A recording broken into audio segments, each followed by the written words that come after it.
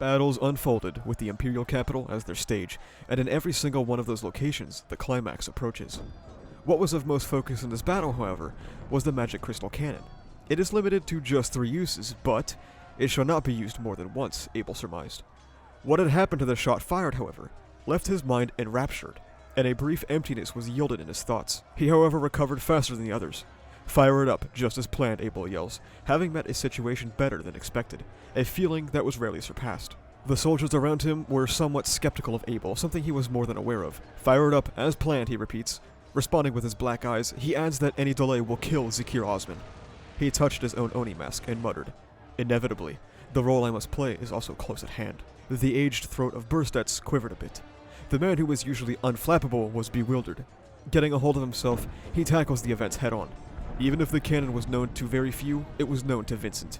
Since it was known to him, it was an impossible obstacle that should have altered his game plan. It had never once occurred to those in the capital that he would possess some means of offsetting the cannon entirely. Keeping cards well hidden until the last moment was a habit of his, and Burstets lamented over the fact that he had been outwitted. But at the same time, he felt a rush of excitement. What a shame it was, he thought. Vincent's approach to rule with wits rather than violence was a combination of boredom and horror. The magic cannon had more ammo. However, if the opponent possessed 2 more trump cards, which could counter it again, he could not make the same mistake once more. Suddenly, one of the soldiers standing by raised his voice. A signal was being fired into the sky. It was not for the front lines, but for reinforcements. Burstets widened his slit-like eyes and turned them to the west. That is when a flock of flying dragons made a calm approach. Was this a play for air control? They had Meline, however, even her will cannot override the bond between a dragon and its tamer through the Valakian art of dragon taming. She was able to summon the dragon which was connected to her ancestors. Up until now, she had never called Mizoria to the ground. In both quantity and quality, Burstets believed they held the advantage. But that wasn't the only change on the west. A closer look at the hills revealed the shape of a group deploying anew. The flag that group was hoisting was something he had never seen. Is that a star? Hyen waits in Idra, won't stop talking about the situation, and Subaru tells them to shut up. Looking down to Louise, who was making groaning noises as per usual, he reassures her. "It's fine to take that as you calling my name, right?" He had to apologize to her, but he also owed her many thanks, but the one he was most thankful for. Tightly, he hugged Beatrice and invoked her name, stroking her ample hair. She had certainly done something incredibly reckless. "Subaru," she mutters.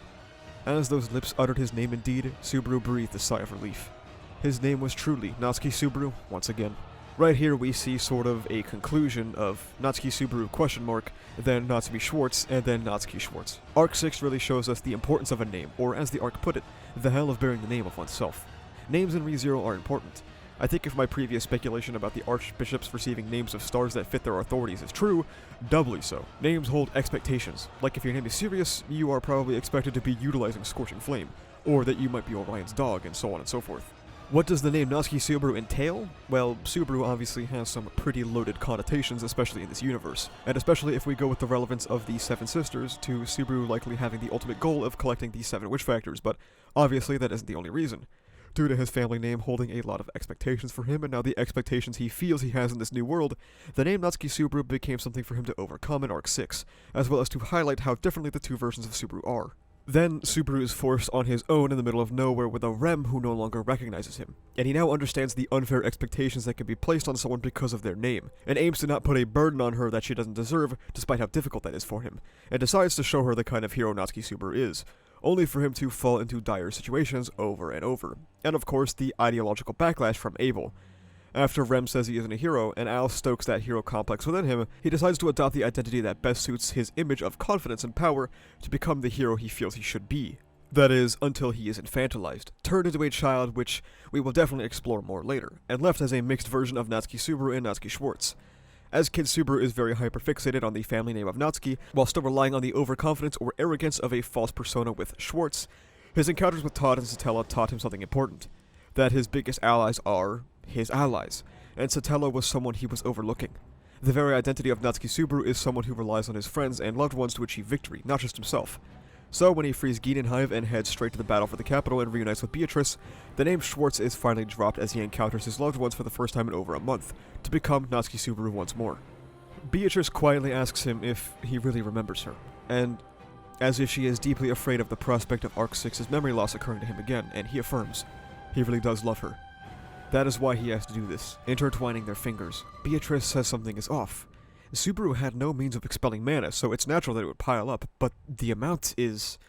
It was too much. Before the truth could be ascertained, Hyen informs Subaru that Cilus went on ahead, so he tells Idra to raise the flag, and asks Louise to get off his back. He understands that she is scared of him disappearing again, but assures her he has made peace with what caused him to get whisked away. Subaru asks Tanza if everything is ready, and she confirms.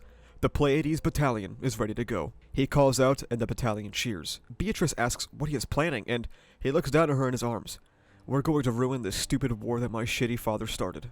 The Pleiades flag is pretty cool. I really like the symbolic nature of it because it simultaneously represents how the battalion has rallied around Subaru, since his name means Pleiades, but it's also more than just him. The stars on the flag become a symbol that the narration astutely points out is not related to the crest of one's family nor the crest of the nation, but merely the proof where their hearts lay. Their hearts lay with Subaru, and with the collective power of one another, because really, that's what Subaru has been about for a bit now. Collective power. He has effectively spread that idea to the entire battalion, as they marched not out of loyalty to the Empire or to the Crown Prince, but for each other and the connections they have formed. In the Valakian Empire, magic had hardly developed. It had nothing to do with their gates, they simply lagged far behind the other nations in this area. They, however, did not take that fact to heart.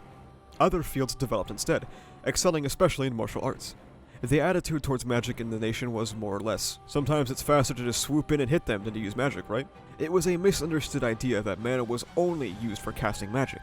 Many martial arts techniques had their foundations in the use of mana, a technique called the flow method. With a thump, only one of Cecilus's feet touched the ground, and in an instant, the distance closed by 12 meters. The boy's sprinting was without a doubt brought about by the flow method. He did not spend even a day learning such a technique, however. In this world, beings of the sort were seldom seen, beings who were born unknowingly exercising the flow method, which was said to be the pinnacle of martial arts. All of the soldiers in his path would be quickly knocked out. The mastery over his own body was beyond human comprehension. At this point, it is necessary to mention a very unfortunate fact about magic. Amidst these 6 attributes in which the magic system was divided, yin magic and yang magic had only a few wielders, but the neglect they suffered was justified by reasons other than their study being difficult. Manipulating temperature, the fire attribute produced flames and even ice. Interfering with an organism's life force, the water attribute facilitated the healing of wounds and illnesses, saving lives. Arranging the environment by interfering with the atmosphere, the wind attribute was able to even secure habitable areas in inhospitable regions. Manipulating the earth's power, the earth attribute could fertilize as well as starve out the land. The yin and yang attributes were thought of as effects that either enhanced or hampered the performance of one's body. While technically a misconception, the fact that such an image had taken hold was a major factor as to why the development of those attributes was so lacking. The one that still possessed a reputation for being especially out of place and useless was the yang attribute, which held the power to enhance people's capabilities. The more one attempted to take advantage of it, the more unavoidable its problems became. Those who enhanced their physical abilities would suffer complete defeat by the enemy, in most cases because they couldn't handle their newfound power. Even if they could, the magic could change based on the caster's physical and mental condition. There was no guarantee of consistency from day to day. The 31st Emperor of the Empire, Arakiya Valakiya, had planned to utilize yang magic to turn a powerful army into an even more powerful one. The results that had unfolded had been disastrous. The army became dependent on the enhancements, being defeated before any yang magic could even be applied. The war concluded when Viva the Dissector, a close ally of the then Emperor, ended the enemy leader. But because of this colossal defeat, Arakiya was engraved into history with the alias, the Emperor of the Great Defeat. Because of this precedent, the value of yang magic and the value of magic as a whole was reduced to the nation. However, as with everything, there were exceptions. The soldiers atop the hill raised their flag, numbering into the thousands. Depicted on the hoisted flag, recognizable from even a distance, was an emblem in the shape of a star. It was not the crest of one's family, but merely the proof of where their hearts lay. A declaration of war of that kind, and not else. Natsuki Subaru exclaimed, "We are the strongest." The battalion followed. Beatrice, embraced within Subaru's arms as he yelled, covered her ears. "We are invincible," he continued to shout. The ground quaked as they stamped their feet upon the soil, the quaking beckoning further quaking. The recesses of his chest were burning. The burning, burning, oh so burning, promising, irresistible something coursed throughout his entire body, letting that burning, promising, irresistible something right off his tongue. Oh, inevitable fate, bring it on. As with everything, there were exceptions. The sole exception was the Pleiades Battalion.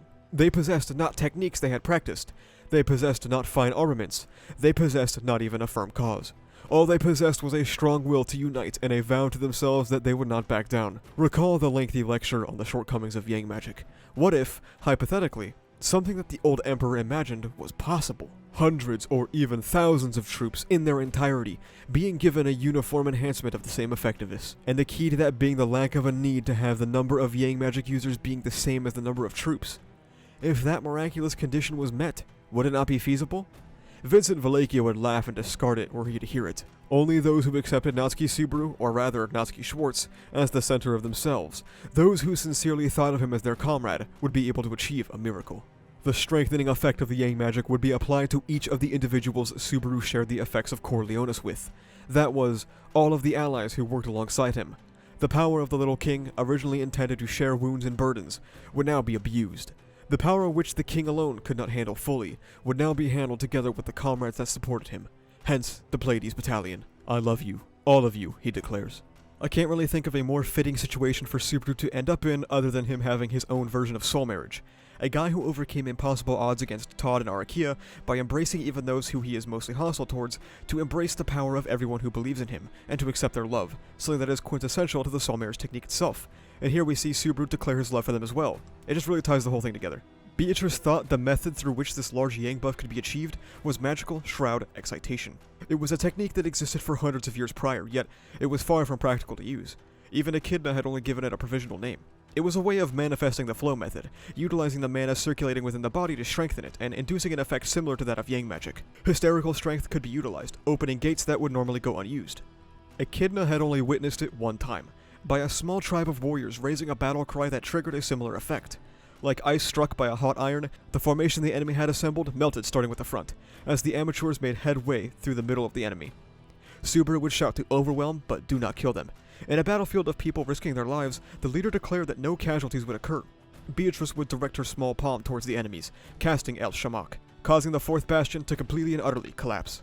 The onslaught reached Abel's ears instantly, and Serena muttered as they stopped her from playing one of their trump cards and stole the spotlight. She directs Abel's attention towards the west, as they no longer will steal from her. Abel says he was unable to decipher their purpose, and due to their distance away, he did not include their strength into his estimations. Serena tells him that they had to run through day and night to make it here on time, but Abel cannot grasp that. Serena asks the Oni masked general, does this battle look waged by people with low morale to you? Their leader seemed to be one of the black-haired crown princes. Upon that statement, Abel's thoughts clicked into place. A group with exceptionally high morale and unity that traversed an inconceivable distance and remained on its feet just to fiercely step into this battlefield. Finally, he could perceive its true nature. Namely, Abel looks out towards the west and asks, are you able to make proper use of your own power at least, I wonder? This black-haired crown prince possessed an ability that truly lived up to the rumors, or at least, that person was supposed to be capable of performing to that level. I think this is something that has been building up since Phase 4, or maybe even before. Abel has likely noted Subaru's interesting luck or intuition.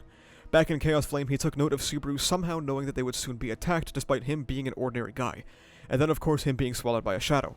Abel likely believes Subaru to be a stargazer, as that would definitely inform some of his distrust surrounding him. Looking beyond, Serena declares to show the Emperor, who appointed that crude and impudent dragonkin, the difference between wild flying dragons and the disciplined flying dragon squadron. Amelia encases Mazoria in walls of ice to not let him loose on the battlefield, and her eyes twinkled as the dragon repeated its one-note phrase. At the same time, a blow beyond human understanding was unleashed. The flick of its tail could rip the earth apart, and the swing of its claws could rend space in two. The walls were effortlessly torn apart, and countless chunks rained from the sky. Never once did she break eye contact with the dragon. Due to fighting Volcanica, Amelia learned that even one movement that really didn't look like an attack could be fatal. She felt glad that she was the one present here. If one didn't know how to fight a dragon, they would trip up, resulting in their doom. She shouts that she doesn't want to fight with Meline, but Mazoria only repeats itself. Gritting her teeth, Amelia damns the mental state of the two dragons she has encountered. That startling truth drives her into a difficult corner. Dodging the dragon's deadly claws, she leaps up and kicks Mazoria in the face, but his body does not react. Madeline begins to shout out, as her body gets cloaked in white steam, her body temperature rising so high that every snowflake evaporated upon contacting her. Amelia lays down more invisible lines, concentrating more and more cold air into her, and slowly but surely, she becomes frozen still. Mazoria, for some reason, does not interrupt, sitting in the sky. Putting on a bold show, Amelia bluffs about having plenty of strength left to take on Mazoria. Following Subaru and Otto's footsteps, she yells out that she has a plan if he continues, a complete lie. Mazoria continues to repeat the same lines over and over, but it slowly becomes more chopped up and hard to understand. Something happened as their eyes met, and Mazoria called out, Finally, we can talk. I do believe I told you, human. This dragon doesn't have anything to say to you. And then it exhaled, and with it came a white light, the dragon's power raining mercilessly down upon Amelia. There are a couple of interesting interpretations when it comes to Amelia versus Meline. My first thought when reading this fight is that they don't really have any link to each other, making it maybe one of the least interesting fights going on, but also, sometimes it's okay to be that way. You know, it can emphasize the sad reality of this civil war where people who don't really know anything about each other and have no relation are forced to fight each other. However, the more I sat on it, I thought of a different angle to think of this fight from. Amelia, a person who has experienced that second trial, someone who has experienced an unthinkable present, and Meline, someone who literally fights for that present. Amelia is someone who had already confronted a possible reality surrounded by loved ones and people from her past she held dear, but she has accepted the reality of her circumstances, holding no ill will towards any of the possible factors that had led her to where she is now, and continuing on not bogged down. Meline, on the other hand, is entirely informed by what could have been. She has yet to accept that her future does not involve the deceased Balroy. To her, the unthinkable present is the one she currently occupies. I'm not necessarily sure of the future of her character direction, especially if you're already aware of the end of this volume, but I do think a part of it will have to include accepting reality, and no longer clinging to a distant past, and perhaps Plats Medium can help her with her grief, as they would be the only ones present that can share the loss of Balroy.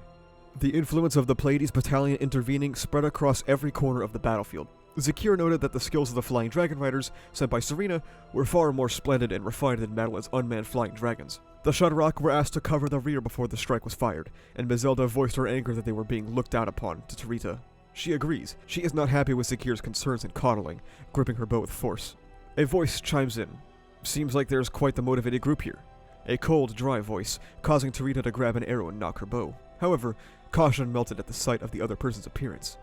The one approaching was a girl with pink-colored hair swaying in the wind. The sisters are a bit shocked with how much she looks like Ram, and Ram asks if they got along with her. They tell her that they were fond of her, and in that case, Ram is sure she and you guys will get along just fine. Stepping forward, as if the way was cleared for her. Ram asks if there are any cowardly women here. Men say things like, "I'm worried about you and you'd better stay back." But Ram would rather prove them wrong, and tell them to mind their own business. Tarita nodded silently and smiled. She is convinced. You, just like Rem, are a warrior. Garfield's internal organs had taken a heavy hit, and Albart left a red-hot stamp of his handprint on Garfield's shoulder, burning through his skin, flesh and bone. He opened wide to bite off the shoulder, tearing away at the poison eating away at him. The pain was only momentary, as the wound was restored by a tremendous surge of flesh. Albart tells him that being hard to kill is a weapon in its own right. You're too much trouble, you know. There are some troublesome people out there. You can probably hear them if you prick up your ears. Don't tell me you can't hear better than an old geezer like me.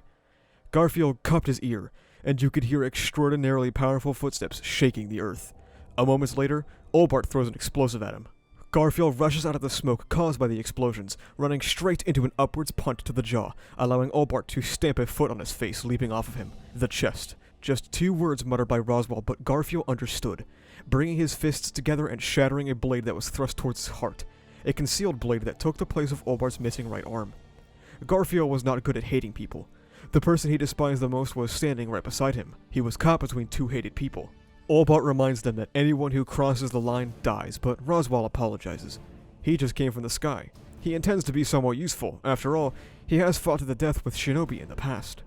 The moment Mizoria released its white breath, Amelia had a vision of her own death. She was screaming that she needed to move immediately. However, her body would not respond with which way she would move. Her heart sensed there was no place to escape. She created a thick wall of ice, creating a slide over its slanted surface. She survived it before, but that was with Priscilla. She's alone now. Thinking of the people behind her she must protect, she assures herself. She braced her legs, tightly squeezing a sword of ice. Suddenly, the light veered off the side, and Mizoria's head turned upwards to the side. Madeline's flying winged blade had come and slammed directly into its face. Examining Amelia's frost sword, a young boy compliments the blade. He will add this one to a list of cosmetic swords. The boy steps towards the dragon. The grand stage has come around. Everyone, come and witness, don't blink.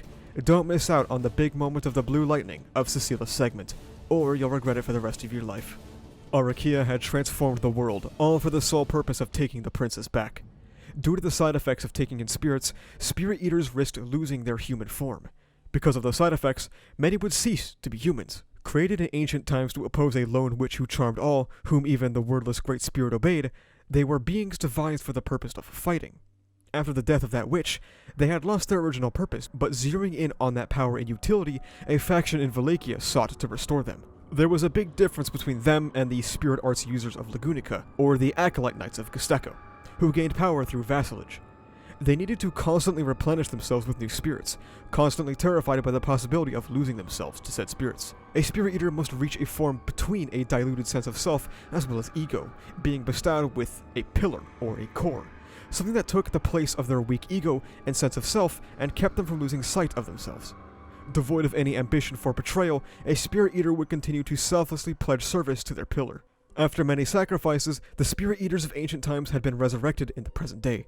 Therefore, the girl who had become the sole instance of completion, as an existence with invaluable abilities, was presented to Emperor Dryzen Valekia, who then bestowed her as a foster sister to one of his daughters. Yorna and Priscilla stood on that vast land, overlooked by a red sky, both unable to escape the feeling that they were being slowly eaten away by flame. With a noise ringing out, another one of Yorna's hairpins broke. Even though she was physically fine, the pain of the love that went into these gifts struck her. Priscilla was using her yang sword to deflect torrents of water from Arakiya, but Yorna's time was not the only one that was limited. Do you regret it, Priscilla, the way Arakiya is? Nonsense. Everything in this world is made for my convenience. As she said that, she leaned forward and ran. It made her almost seem like that she was hiding her real feelings from both of them, in order to look into their eyes. Arakiya's body overflowed with power, and Priscilla charged in with a shout, as if to make her stance apparent, about to take on Arakiya's power. A moment later, the yang sword was held aloft, and the attacks of water and lightning right before her disappeared into thin air. Undoubtedly, they had been cut away by the sword. However, the sword flash drawn by the blade was even more refined and blindingly faster than before. I love you, Yorna mutters. She already knew. This was something entirely different from a tangible effect accompanying the flame. It was the bond between her and her beloved child, taking form as the flame that burned in their eyes. Priscilla stood straight with her left eye ablaze. This was the proof of Yorna's protection. The two users of the soul marriage technique, which could not be performed without qualifications, fulfilled each other's conditions and complemented each other's souls. A phenomenon that truly could never happen had happened. Why? A faint voice escaped Arakiya. She tears the eye patch off of her left eye and repeats it over and over. Why? Why do you have the princesses? The princess is mine. Priscilla tells her to make no mistake. You would still be mine, and I would never become yours. I would never concede to anyone. A small sound of protest had interjected. Dear mother, why did you strike me on the head? You should not speak in such a manner. I don't remember raising my children to be so high and mighty. Priscilla looks beside her and responds that she wasn't raised by her to begin with. Well, it seems that chance has finally come around then. She put her kisaru in her mouth, looking up at Arakiya. I am not a parent who cuts corners in disciplining her children. Prepare yourselves. The point of this section for Arakiya as a character is very explicit, especially in the imagery I use for this video. It helps make it even more explicit. The Spirit Eaters losing their original sense of purpose is very clearly a reference to Arakiya's lack of direction after the death of Prissa Benedict. So when she found out that she was still alive in EX5, it gave her something to look towards, a restoration of the core that remains so important to Spirit Eaters. This is much needed characterization for Arakiya, who has basically been a non-character since her introduction, and if you're like me and haven't gotten around to reading Sword Identity yet, it's stuff that could probably be inferred from the main story, but it's cool to have it be explicitly written down now. If we go back to EX5, it is of particular interest that there is some way you can survive something, but change forever. Like, how does the damage Chisha took translate to him turning white? How does the damage Arakiya sustained translate to her losing her eye? For thematic purposes, it's definitely supposed to be a reference to her losing the eye that Priscilla would have gifted with soul marriage, hence her outrage that Yorna's eye now lights ablaze. Todd did not consider himself to be particularly cautious. He simply aimed to close every conceivable loophole, to assume the worst to reduce missteps. He had come to terms that it's possible an opponent could have a better plan. Fortunately, he never encountered a being like that. However, he had been quite unlucky as of late. Looking back over the past month, Todd lamented to himself. Specifically, a man was swept up by a river. He could not make heads or tails of him. He was ordinary yet extraordinary. Before and since then, Todd had seen several of those so-called heroic beings. It was terrifying. So, the only thing he could think about afterwards was to kill that man at any cost whenever the opportunity rose. I really like how hard this hammers home the normalcy of Todd Fing. Something I've regularly praised about his character is how strongly he foils Subaru in so many aspects, and of course, a lot of characters do that in ReZero. Every Knight, for example, has some element of Subaru that is extrapolated. However, they also usually have some exceptional circumstances. Julius is one of the strongest dudes, Reinhardt is the strongest dude, but what does Todd have? He has that same protective urge for Katya that Subaru has for Rem. I think I'll make a Todd video after the Arc 8 Phase 1 video comes out, But for now, I think it's just awesome how Todd is in similar shoes to Subaru, and that he keeps running into extraordinary beings. However, unlike Subaru, who allegedly has extremely good luck, Todd's regularly runs out. Once it had become clear to Todd that the goal of killing him was unobtainable, he abandoned that plan, choosing to stay away from that pest. It was best to not get involved. It had been likewise necessary to sacrifice Jamal, the umbrella that protected him from the rain, as his only resource to rescue the captive Arakiya. His plan, however, backfired completely. To chase vengeance, he did not desire. Kaya had been left behind in the Imperial Capital. Absolutely nothing was going smoothly. He was hoping that this would work out. He launched a surprise attack deep into enemy territory. There were 2 girls and 1 delicate-looking guy. He came this far because he knew that the accurate dissemination of information was a critical factor which could spell the difference between life and death. He was unsure which one of these people could be equated to the blood vessel of the human body. The children hardly seemed appropriate for the battlefield. The man was not a warrior, but he came the closest to his impression of a blood vessel. There was something off about the look in his eye. A shrewd look, the kind that turns one's own life into a tool with impunity, hiding behind a thin facade. He could not let his guard down, even to the children. One of the kids had a strangely determined look in her eyes, and the other, unmistakably, had the readiness and posture of a warrior. She had probably killed 1 or 2 people. If they had killed someone, they had overcome the wall of resolve. He could not let his guard down. He had trouble picking out who to prioritize. They were all targets that must be killed. That was Todd's irrevocable conclusion. Otto often cursed his own carelessness. He had no goals besides rescuing Rem and Subaru, and he was prepared to employ all the cards he held to do so, yet it had not been enough. The result was the Imperial soldier with an axe in his hand standing before him. He knew exactly why he was here, and he would have done the same if he were in this man's position. Petra regretted her lack of discipline. She must, at all times, achieve what was expected of her. She looked Todd up and down as he swooped in with his axe. The fact that if Otto had not saved her, she would have been the charred corpse of the messenger left a crack in her spirit. Otto called her name, shouting number 7. His voice broke her free from the fear and regret petrifying her. Her mind filled with anxiety. She was aware of her own strength to fight when it came time to perform. Jiwald. With that chant, a ray of light shot out of her fingertips. One of the few offensive spells Yang magic boasted, a spear of light that pierced anything in its path, but only when it's wielded by a first rate. It was aimed at the ground diagonally behind Todd, aiming to ignite what had been prepared. Otto's specialty, a ground trap using fire magic stones. Instantly, Todd's vigilance shifted slightly towards his back. It drew his attention, which was enough for the girl looking for an opening on which to pounce. Medium dove in with our barbarian sword. Todd twisted his wrist, returning her blow with his axe. They both shrug off the blows, as Otto yells out number 4. A stone ignites, hitting Todd in medium. Throughout the dust cloud, Todd lets out a dejective, "Give me a break." There was not even a sliver of anger or impatience in that void, more of an out-of-place sentiment. "Are we thinking the same thing?" he asks. The moment Petra heard that, goosebumps ran all over her body. Otto calls out number 2, and Petra fires off a white flash, utilizing an emergency escape plan, something Otto did not want to rely on because it would hurt. Otto pulled Petra close as they flew into the air, bouncing off the ground, and with a bang, a powerful detonation occurred at the spot that they had just stood. Todd had made them think his goal was to cut them down, but his true aim was the fire magic stones planted behind them. Otto sat up, and he and Petra glared at Todd, who was some distance away. The man, surprisingly, did not immediately give chase. Todd turned his head to check, sniffing the black smoke rising from the burnt grass, and spoke. There, and then over there. The ground had exploded in his line of sight. He was utilizing spirits, as he informs Otto that there is more than one way to get them to comply. If they don't want to be eaten, that is. Medium lunges out of the smoke towards Todd's back. He escapes the downward trajectory, telling her that she is the easiest to read. She is the only one who does things according to the way of the Empire. It's absolutely sickening. As Todd's axe was heading straight for her face, she did not panic.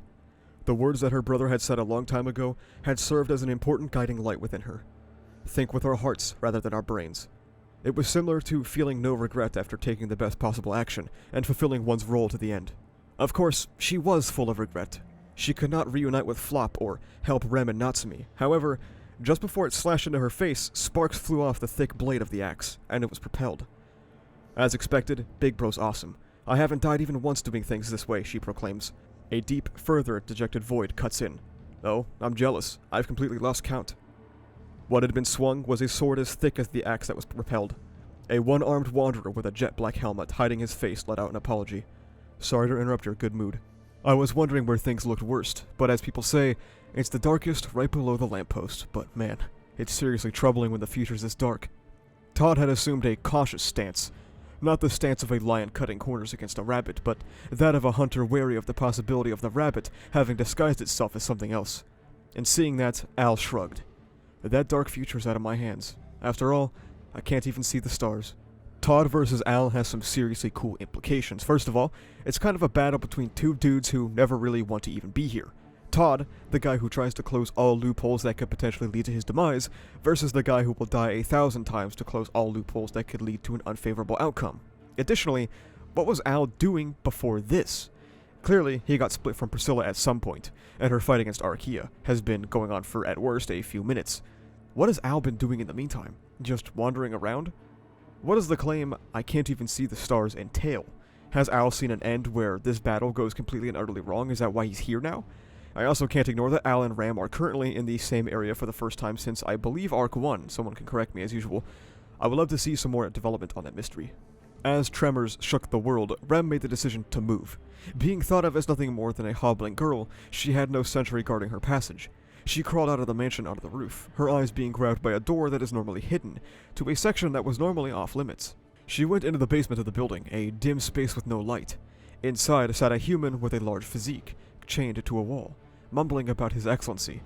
She closed the gap between them as his figure slowly emerged out of the darkness. Gaz Ralfon, one of the most powerful and renowned beings in the Valakian Empire, sat in this dungeon. Serena confirms with Abel that he had spread the rumor about the Crown Prince, and he shoots her down, having no time for chit-chat. She simply wants to know what happens after the war, twisting her head, perplexed beyond comprehension. He looks towards the battlefield and states, "Cast aside hesitation and mercy, and make the most of your naivety. That is what makes you truly special, Natsuki Subaru." With an image of Subaru floundering about, Abel's lips twisted. With firm disgust, not with hatred, or perhaps a more appropriate way to put it would be rage. Before Serena could question him further, Ubil approached the camp. Abel narrowed his eyes, and Serena looked towards him, asking just who is behind that mask. His duty should be to attack her and the man commanding the rebel forces, and she asks for one reason not to cut down Ubil, and he says, "He cannot be cut down, by you at least. It is the will of the stars." The stars he spoke of, it was as if he was saying his life was secured, that he was placed under the protection of the observers as they ridiculed the world. His gaze turns to Abel, ignoring Serena. "Do you plan to rise up to the stage once again?" "I never had any intention of stepping off the stage even once. The time is nigh. That is probably why you have come here." He briefly paused, as he saw Serena's hair sway over her shoulders in the corner of his eye. "I shall leave you with a great role to play. A role that no one but you can fulfill on this battlefield." A shadow raced across the snow unhindered, rejecting the harsh winter around him, and the soles of Cecilus's shoe pierced the side of Missouria's face. He would repeatedly leave and enter Amelia's field of view, too fast for her to keep up with. He leaped onto its back using Amelia's ice walls, and repeatedly kicked the dragon until it came towards the ground. It flipped over in midair and hit the ground. Amelia moves in to help finish it off, but Cecilus tells her to hold off, appearing in front of her and poking her nose. "This has become a one-on-one battle, and I saved you. You should have faith in me, and play the role of a princess, the flower of the story, falling madly in love with me." She replies earnestly, "I'm sorry. I've already decided who I'll fall in love with." He takes a step back, before apologizing and asking her to continue. She raises her hands up, and a giant block of ice fell onto the dragon. Before she could repeat, Cecilus lifted her up and ran, as a strong wind raged where they had been. As expected, with a dragon as an opponent, nothing is straightforward. She manifests him a field of ice-brand weapons, and he pulls out 2 frost swords. She panics for a second, remembering that it will be freezing cold for him, but he assures her he can utilize the flow method, and that he is special for handling it naturally, saying special in English. Amelia is taken aback. "Special," she mutters. Cecilus rushes towards the dragon as Missouri claws at the block of ice that was crushing its torso. An ice spear from Amelia twists its head, as Cecilus's twin blades shoot out with white light, penetrating its scales. Due to his sword dance, it was deprived of his vision, deprived of its freedom, and deprived of any opportunity to counterattack. Amelia rushed to the freezing Meline, yelling at her to wake up and convince Missouri to stand down. Garfield presses his fists to the ground, standing up by overexerting his shaking knees, the heavy blows he has taken reverberating to his very core. Garfield's gaze remained not on Olbart but at Roswell, his personal enemy. The man suggests that he direct his ire towards the old man over there instead. Without his makeup and clown costume in order to conceal his identity, he retained the aura of a proper nobleman. The anger of being saved by Roswell's advice rose from the pit of Garfield's stomach. Olbart tells them that he is confused by Roswell stating he has fought a shinobi. The basic rule of fighting one is you lose your life, and if one dies in their attempt, the village is notified, so how are you still alive? He responds that the shinobi he encountered had their own circumstances. They were runaways, but that hasn't happened for a while now, Olbart replies. For over 40 years now. A similar doubt that Olbart expressed emerged within Garfield. Although he never bothered to ask Roswell's age, he's at most around 30. Roswell bats one eye shut as Olbart asks if he encountered Shasuke and Raizo, looking back with his eerie yellow eye. Immediately afterward, Olbart's figure becomes hazy, and Garfield held his breath as he felt the breeze on his neck. Olbart's kick was stopped just in time, stopped by a distinctively shaped dagger. Garfield attempts to rush in, but gets pulled back by Roswell as a black blade grazes his nose. He had been saved by Roswell not once, not twice, but thrice. In the fight against Kafma, he had felt that he had overcome one singular wall, and in spite of that, he was incapable of doing a single thing against these people who made a mockery of his fight with Kafma. Roswell tells him not to misjudge his type of strength. You're strong, so your opponent tries to avoid meeting you in your domain. Once you see through his wiles, most of the weakness you harbor should disappear. As he says this, Roswell pulls out another blade. He was no longer the head magician, but rather, he was attempting to maintain the appearance of a mere warrior. All I can do is provide cover. You are the key to this battle against the general first class of the Empire. It's true that we have bad chemistry. You're straightforward and honest after all. That being the case, I'll find a workaround for the deficiency that creates. So I have... Being cut off by Garfield, he butts in with a nasty personality. Roswell smiles wryly in response. Yes, I have a nasty personality. Reliable, isn't it? Olbart sighed. Now that that's a 2-on-1, it's getting annoying. His figure evaporated, and Roswell called out, the inseam. Garfield pulled back half a step, and his eyes met those of the old man rising from the earth. A blow with his awl swung downwards, as Olbart jumped up to his knees. With that first direct hit, a battle to the death had begun. The hero arriving late. Subaru was not fond of that trope. If this were a game, a manga, or within a story, that would have been fine to liven things up. However, for Subaru, who actually did live in this turbulent world, the sooner a hero appeared on the scene to resolve a conflict, the better. He ended up turning into that same trope. However, the reason why they put in so much work was surely because the heroes themselves were extremely regretful for being late.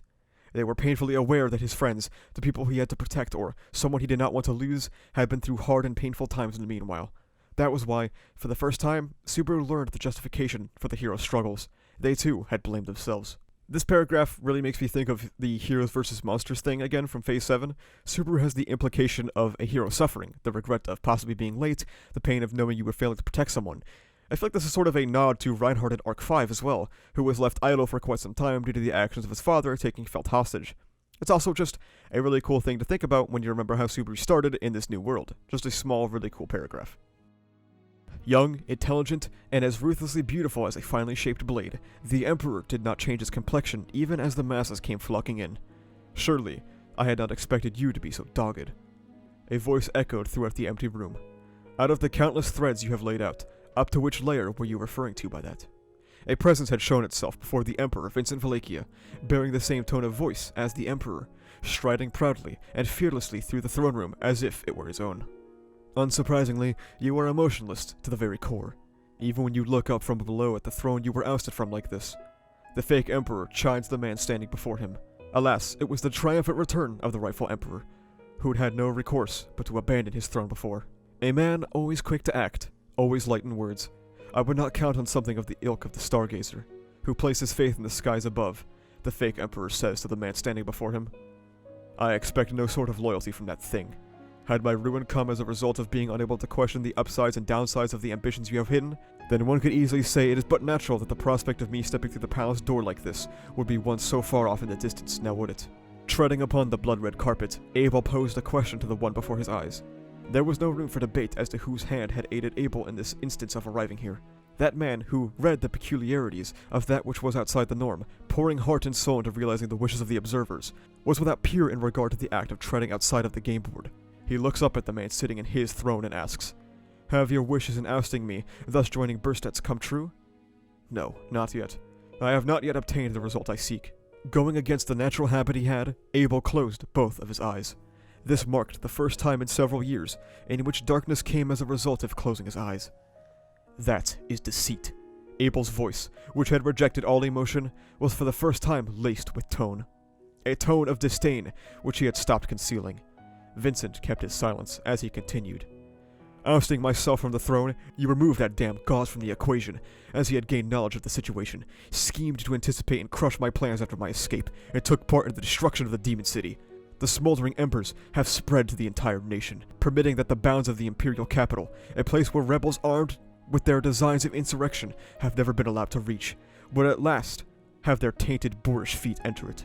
Speaking with himself, the Vincent in the throne finally opens up. Do you believe it would not have come to pass had it been yourself on the throne?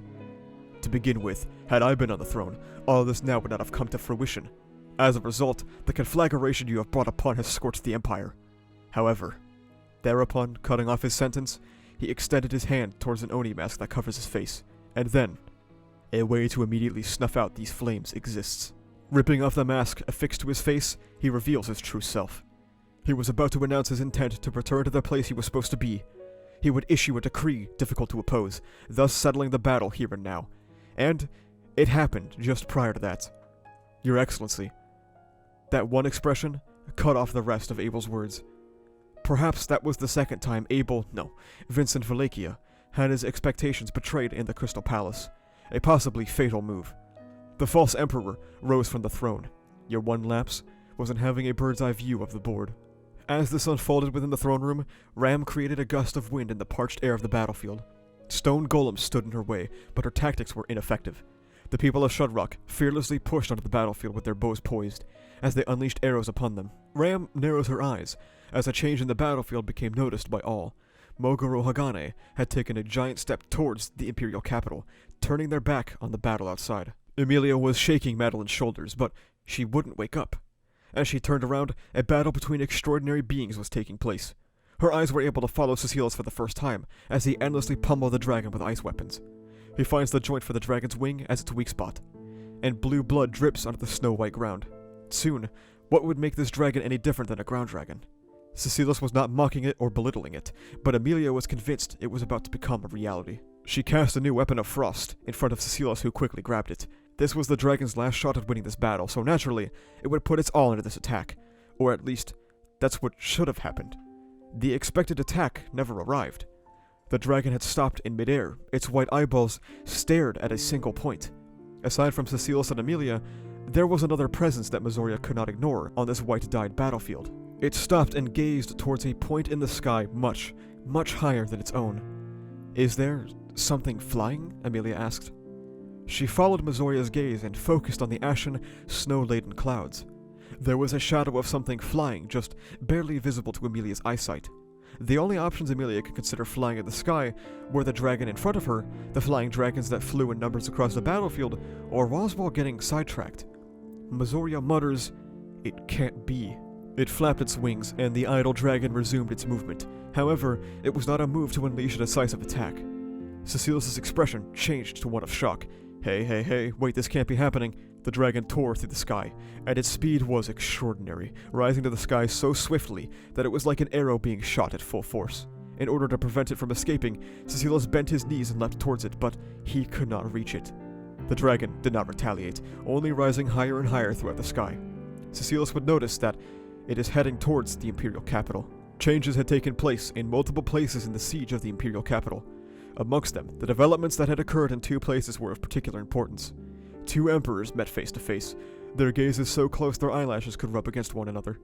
A sharp strike was delivered to Abel's left clavicle. He saw what had struck the base of his neck was being held by the hand of the one right before him, an iron fan. This is not a board game. This is why you are not worthy of being a warrior. Mercilessly twisting Abel's arm, he snatched away the thing which was held by the now weakened limb, and in the moment following that, Abel's vision was dark briefly. A moment's pondering, engaged by the fact that his blocked vision returned immediately afterwards, his face was covered with something that felt similar. You. And thus his lips, moving faster than his hands or feet, let out a sound as he glared into the black eyes before him. With those words from Abel, on whom he had put the Oni mask that had previously been snatched away, the false emperor before him, Chisha Gold, twisted his lips. The lips on a face that was not his own. Recognizing that upon his own face was an awfully decadent smile, Abel's eyes widened. Chesha Trim, would you be willing to die for my sake? Chesha, 14 at the time, believed himself to be mature for his age, but meeting Vincent, who was merely 12, forced him to reconsider. The boy before him exhibited true maturity, whereas his own case was mere conceit. Chesha had wondered how he wound up here. All had begun with a simple act of assistance. He had come across a stranded carriage, its wheels stuck in a ditch on the highway. He approached the scene and freed it by inserting a board and using it as a lever. Much to his surprise, that vehicle belonged to the lord of the Abelix domain, and aboard was the individual famous for his rise to headship through the miracle of Abelix, Vincent himself. It was a name given to a rebellion that had begun with a vassal of the House of Abelix betraying their long-lasting patronage by conspiring with another family. They, however, suffered defeat at the hands of an 11-year-old commander. He devised a plan without delay and achieved victory. Chesha heard stories as well, and now, here he was by a twist of fate. And then, that had been cast towards him, if he was willing to die for him or not. Perhaps Vincent's mind would not be at ease unless he managed to confirm everybody's allegiance, even that of a casual passerby. This was a test, as a citizen of the Empire. Either he pledged unwavering loyalty and eternal servitude to the prince, or he would incur his wrath. Chesha bowed his head, before informing him that he would not. He cursed himself for committing such a gaffe on impulse. He wanted to grab his own head out of embarrassment. He would soon perish, falling victim to his own idiocy. However, he could not act brazen enough as to give the desired answer in the desired manner to a question about death, much less with the overbearing tone in which it was delivered. If his heart were to shatter, were his pride to be extinguished, then, as far as he was concerned, even if he still breathed, he was dead too. Therefore, he held no regrets towards his response. Perfect. Maintain that outlook, for you shall be serving me hereafter. Stunned, Chesha apologized. I cannot wrap my head around this. Is it a hobby of yours to jest with those you intend to kill? It is well known that you do not take kindly to those who oppose you. Chesha shifted into a bolder stance, ready to find out how many more transgressions he could commit before reaching the threshold, putting his life on the line. He wanted to decipher the prince's unrevealed thoughts. If you were referring to that latest rebellion, I made an example of that family because it was necessary. Raising an eyebrow, Chesha responds, and that is why you had their troops dismembered and put on display on the road? Vincent crossed one leg over the other. If a life must be ended, then you had better exploit it to the utmost first. People should die in an efficient manner, he replied with his chin resting on his hand. Naturally, with the emergence of this information, the public had reshaped its notion of Vincent Abelix into that of a brutal, bloodthirsty prince, but...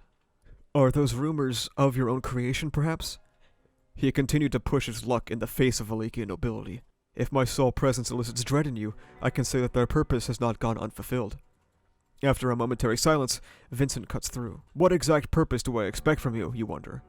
As if he read Chesha's mind, he delivered. He replies that he can't do much more than pull a jammed wheel out, and Vincent says that shall benefit him. The road he is traversing is fraught with ditches, and he cannot avoid them all. He needs a method to pull himself out whenever he gets stuck. Chesha stared at him, noticing something. You never close both eyes at the same time. There you have it, he received in response. If you wish to know the reason as to why I did not execute you, therein it lies. The boy, only 12, put many adults to shame with the schemes he made. If he were not just 12, he would have already learned how naive it is to expect those around him to possess wisdom matching his own. Two Chesha and Subaru parallels I can't ignore take place here. First of all, they both share the same conviction of subverting the expectations of the people around them, as a means to stay true to themselves. Like how Subaru told Gustav he will absolutely not follow his orders, and how Chesha said he would not give up his life for Vincent. They also both end up unlocking the thoughts of an ethereal concept, as Subaru in this very phase understands the plight of a late hero, a hero being something ephemeral and equated with a monster very frequently. Chesha also wants to delve into the mind of someone who is seemingly caged off and impossible to grasp, and this will definitely not be the end of the parallels, but let's keep these in mind. Chisha Gold, that was the name conferred upon him. The conversations he would have with Vincent would blur the line between seriousness and jest. He would handle human lives the same way he handles money or goods, killing with no hesitation, but only if necessary. He had changed his name to protect his family, but even if his family were harmed, he would not go out of his way to help. A certain distance existed between them. Funnily or not, the surname Gold pertained to a family exterminated by Vincent as a punishment for treachery. It misled the public into rumor that he had spared a descendant of Gold, while condemning them to endure the humiliation of failing to escape his control, reinforcing his stance as the sanguinary prince. We are in the next ditch, Chisha. Prove your utility. Every time, those words warned him that Vincent was about to harass him over a problem leagues above stuck carriage wheels. Vincent's drive made him a force to be reckoned with. In what way did he view and perceive the world, tackling various issues at the same time with consistent focus, despite bearing two eyes and one head like ordinary men? As soon as an issue was solved, a new one appeared. Sometimes another issue would surge while the current one was still at hand. And while he racked his brains over those different problems at once, the Abelix domain continued evolving. The quality of life improved, and the residents' initial apprehension transformed into commendation. Vincent had the ability to turn terror into admiration and servitude into adoration. Both well-deserved. He did not bother with others' opinions of himself, and therein lay the reason for which he held that aforementioned ability. Chisha, you have educated yourself well on the flood control system. I must discharge that incompetent administration from his post, and charge him with embezzlement heretofore and have him decapitated. Chisha would disagree with his assessment. Such a charge does not warrant decapitation. So, he earned his profits due to effort? If what he has pocketed were offset by his work, I would ignore him. Otherwise, retribution is due.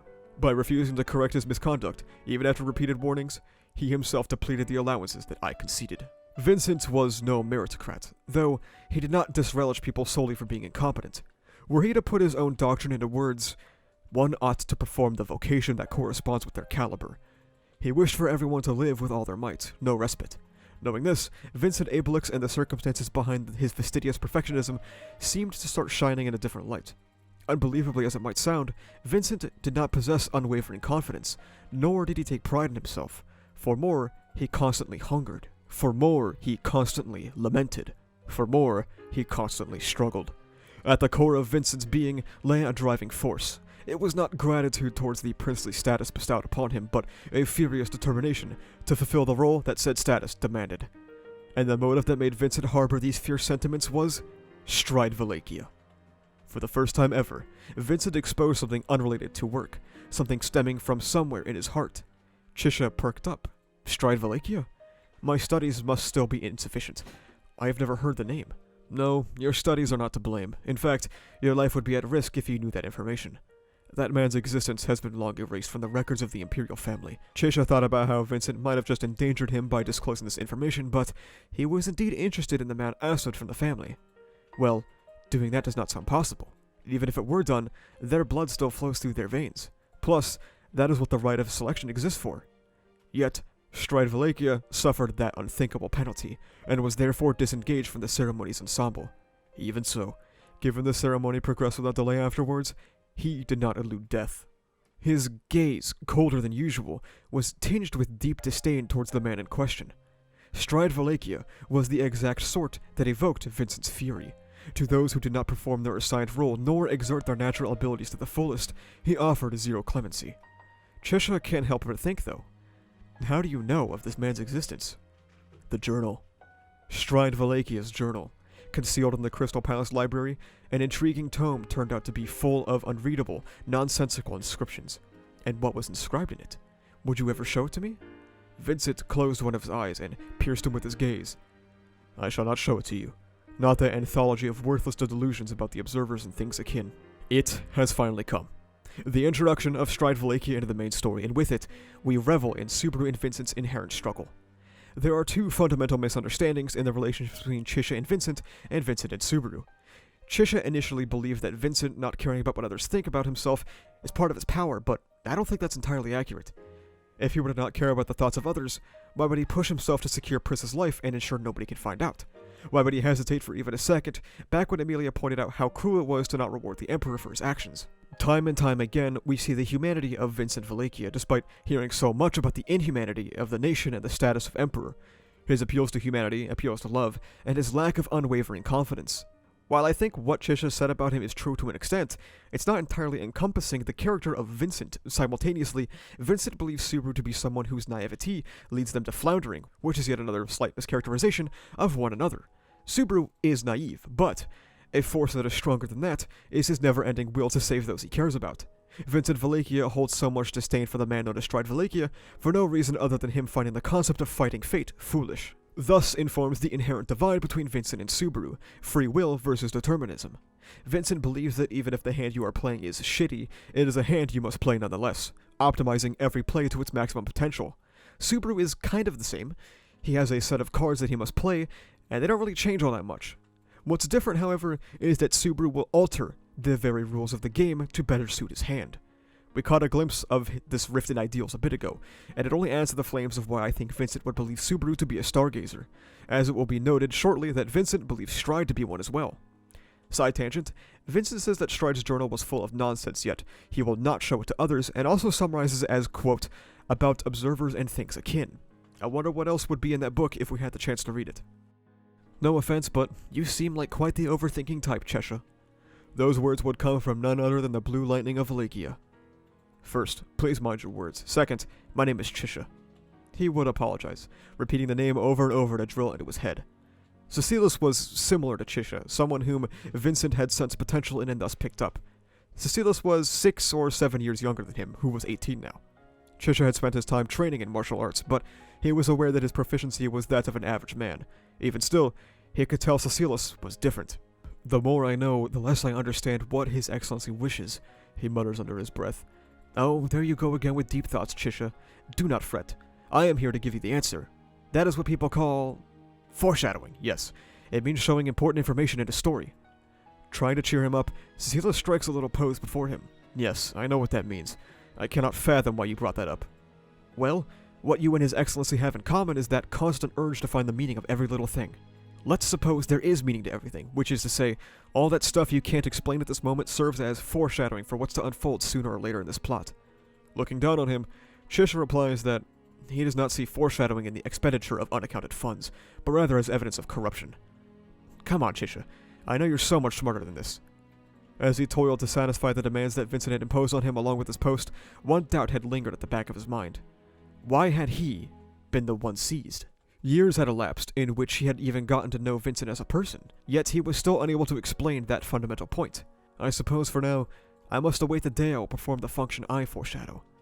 As if fate had listened to him, the rite of Imperial selection would begin 6 months after, and after vanquishing all of his siblings, the 77th Emperor, Vincent Arakiya, was born.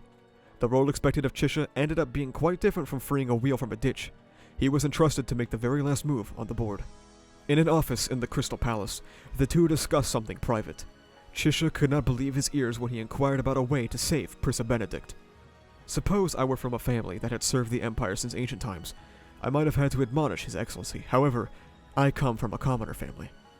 Chisha was quite happy to partake in the plan to have her saved.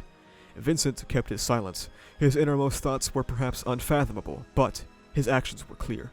From the very start, Priscilla had always been special to Vincent.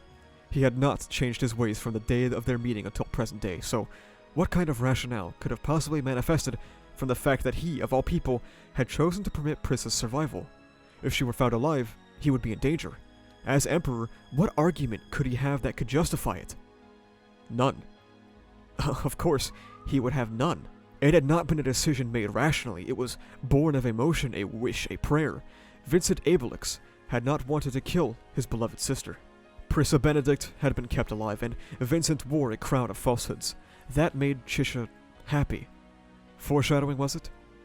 After his battle with Arakiya, Chesha was drained of color, becoming all white. However, he had awakened to a strange ability as well. In order to handle this ability of painting himself in the color of others, he had to keep constant awareness. The particulars of this were kept even from Vincent. Already, the radiance of the Yang Sword, the symbol of the Empire, had been betrayed. Chisha found himself excited, as Vincent had gone down his own path, prioritizing his own desires. He would never display it in his expression. It's almost as if here, Chisha was the first one to meet the man known as Abel. Abel being a name that is derived from the Hebrew word hevel, which means breath or vanity. It is a name that can be often associated with fragility, transience, and the brevity of life. He was the first one to understand what lies beyond the mask of the man known as the Emperor of Arakiya. There is a reason why we are first introduced to his power chronologically like this, after the saving of Priscilla, because this was when he could finally morph into him. That was when he truly began to understand the nuances of Vincent Arakiya. Vincent would restore the system of the 9 divine generals, and rankings of the imperial nobility were reset. As the way of the Empire was enforced inside and outside of its borders, the way of doing things that had lasted to the previous emperor was completely disavowed, and the initial principle that the strong were to be respected was scrubbed out. Those who sat on their bloodlines and family's social standing were robbed of what had represented them, while those who had been waiting vigilantly for the opportunity to come around were given a chance to take on the challenge. It may seem that Vincent's reign would have been no different, but it truly was. Even those outside of the nation would come to know of his reforming of the empire. Useless conflicts would cease, and absurd fights to the death would no longer be applauded. It was as if they were watching the process of completely painting over the criteria for what was strong. Cilus discusses the rankings of the Divine Generals. He is first, Arakiya will be second, and after Obar joins, Chisha will be fourth. However, Chisha doesn't look so great.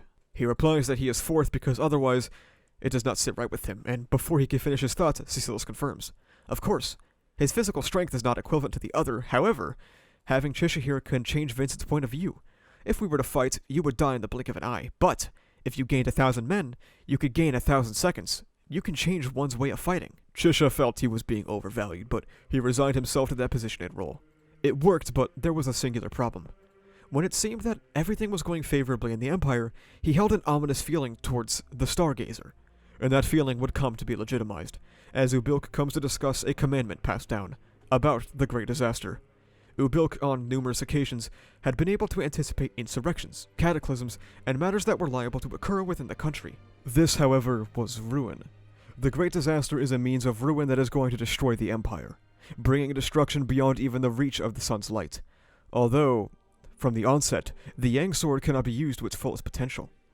The moment he heard this come from Ubil's lips, Chisha jumped into the middle of the room, placing the iron fan up against his neck. Vincent demands that there is no point in killing him. He likely learned it from the stars. Chisha turns towards Vincent, and something flashes to his mind. Their first meeting.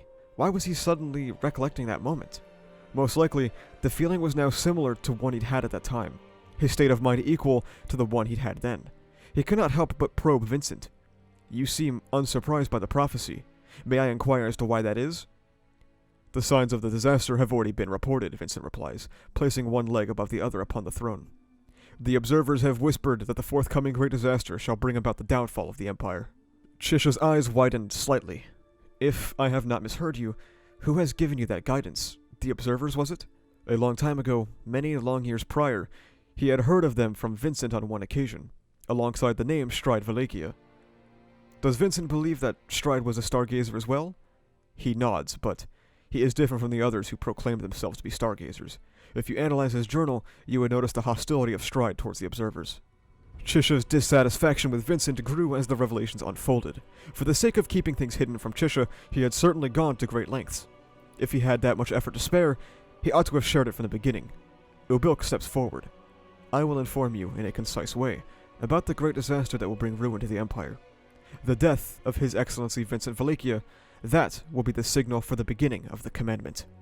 After uttering this, the Stargazer would exit the room, leaving only the two men behind. Why? Why conceal it even from me? Vincent looked up at the man who thought himself his confidant, though he was no longer sure if that title applied. To get rid of unnecessary and cumbersome thoughts. Were you aware of this, you would perhaps think of saving me.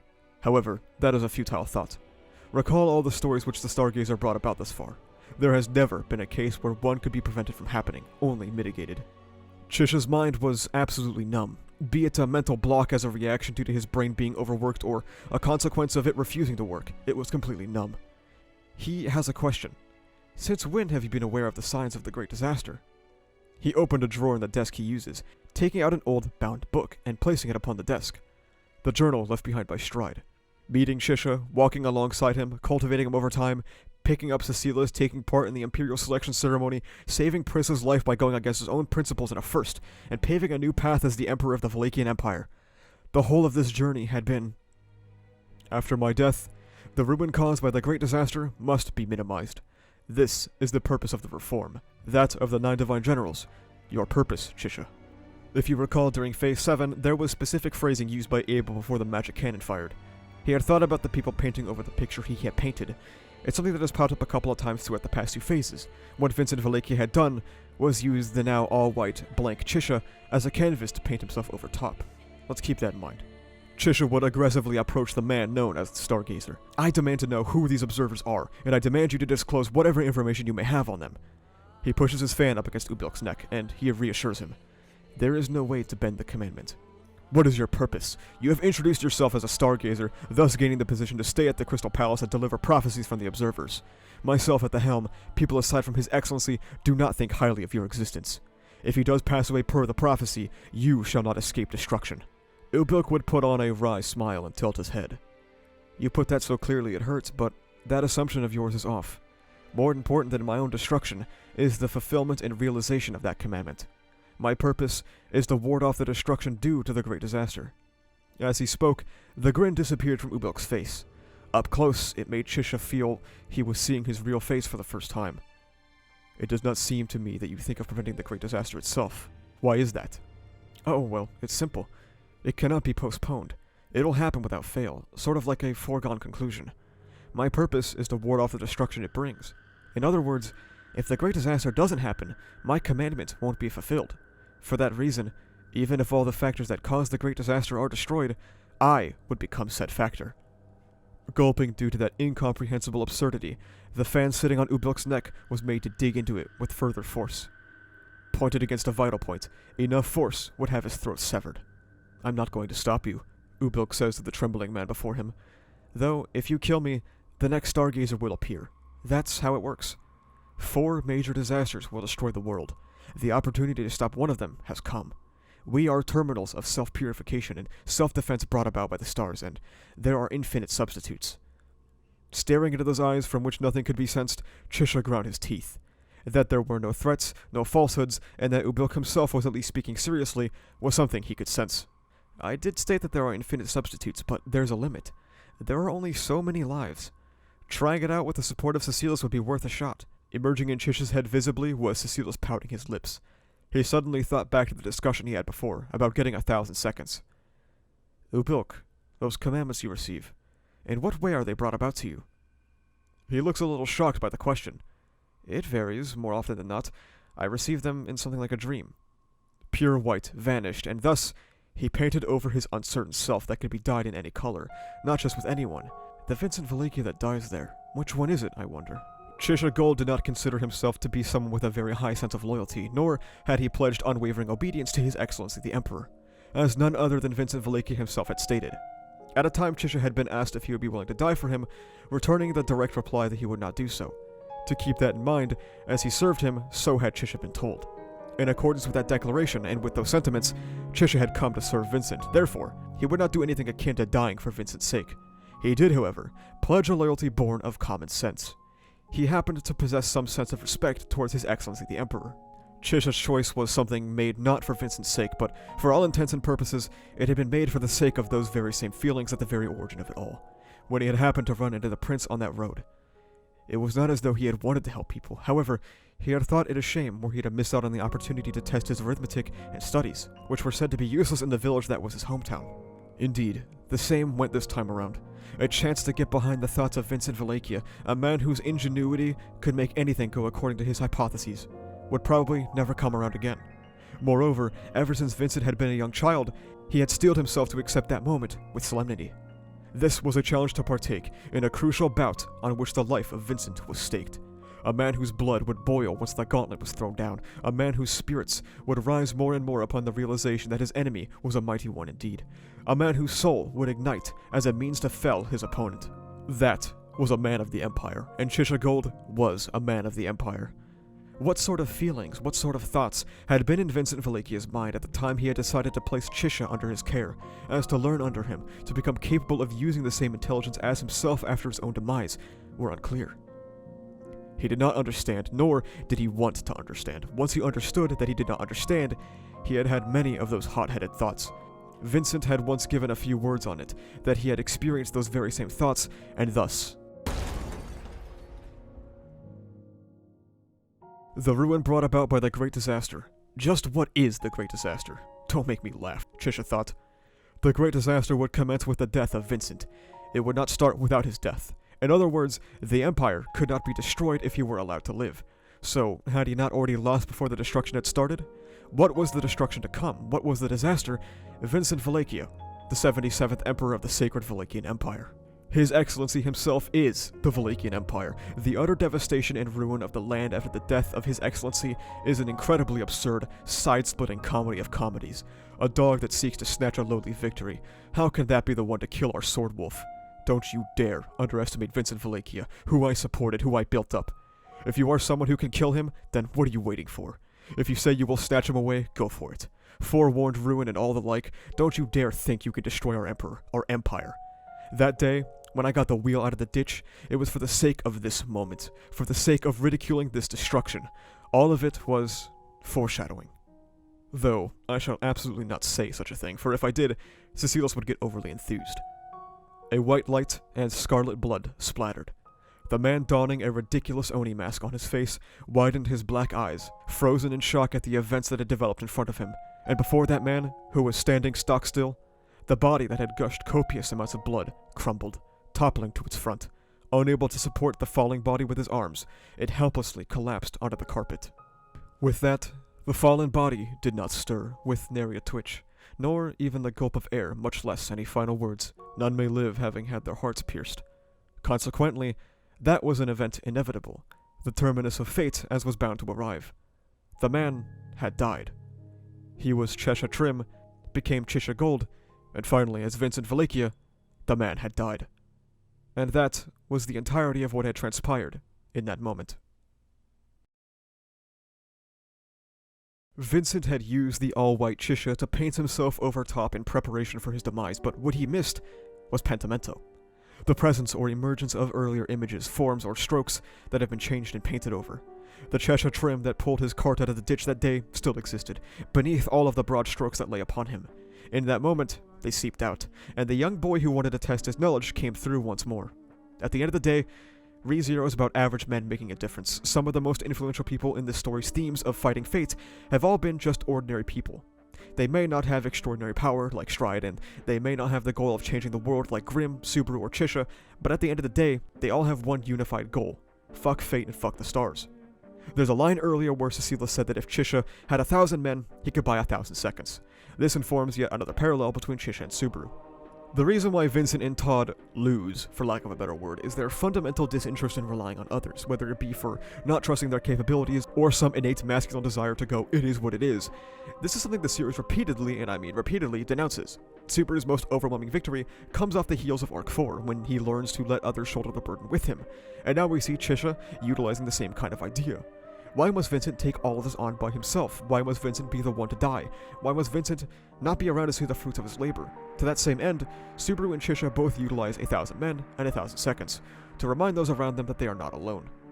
Now, it's time to talk about Vincent and Subaru. Vincent thinking Subaru is a stargazer would likely not be the only reason why he holds such disdain for him.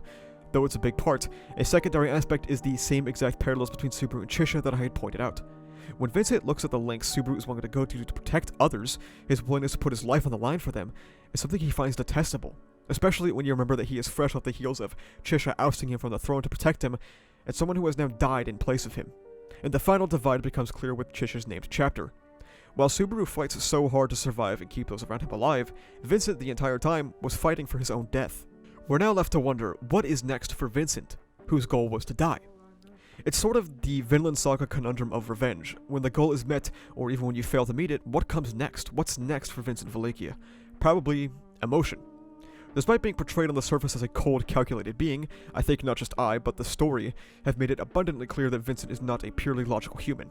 After the immediate situation is dealt with, Vincent will likely need to burst in emotion, something he will probably never have experience with doing before. It will be ugly, but it will be needed. Finally, before we move on, I wanted to talk about ReZero's overarching messaging of roles. A lot of people are concerned about, oh, Subaru is Flugel, or Subaru's Owl, oh, Amelia is Satella. It's all one big time loop. I've personally never wanted to accept that because it sucks, but after Battle Ballad, I was slowly led to another end goal. I believe I've spoken about this before, but Phase 8 really hit it home. It's never been about these people being literal reincarnations or recreations of one another. It's about the fulfillment of roles. Subaru isn't Flugel, he was cast in the same role as Flugel. Maybe Owl was supposed to as well, but he was recast, who knows. Amelia isn't Satella, but she was cast to play the same role. It wasn't that Vincent Arakiya literally had to die, but someone playing the role of him had to. What makes Subaru so cool is that while he is cast to play the role of the sage, he denies that fate. What makes Chisha so cool is that while he is cast to play the role of probably a nobody, he fills in for the leading actor. We will not be following these characters until Subaru becomes Flugel and kickstarts the story of ReZero. We will be following these characters as they buck the roles they were forced into, and the comic people show the observers that they will not abide by their game's rules. Finally, I'm also interested in the difference between commandments that Ubil and Marioli received. Ubil was told that Vincent must die to usher in the Great Disaster, whereas Marioli was told that she should kill an ally of the disaster. Are there certain factions of observers? Are they just giving out orders for thrills? Just something to think about. Once Vincent had heard about that commandment, he had been convinced that he would be the one to ascend to the seat of the Emperor. He had been convinced that, were it not him, the Valakian Empire could not be saved. He would look down upon the body that had not returned to its original form. Why? A question that ought not be asked spilled from his lips. The only one who was to answer that question would never open their mouth once more. Even so, the lips that were supposed to avoid that question slipped it. He had trained Chesha so that he could entrust him with the Empire after his own demise, to think as he did, to arrive at the same conclusions as he did, in order for him to be able to fulfill being a proxy of Vincent Valakiya. What had happened here was the opposite of an efficient death. Therefore, were he truly Vincent Valakiya, he was supposed to have accepted defeat with grace. A foolish gamble it had been. Why? Endless doubt and bewilderment stained a deep scarlet by the flowing blood. Well, ain't that just because it was a bad plan? Then, a second shot of light was fired. The light would be stopped by an enormous arm that barely saved Abel's life. The arm of Moguro Hagane. Abel yells out for Moguro to bring him outside. This was a move from Chisha before his death, the only one who could command the living meteor.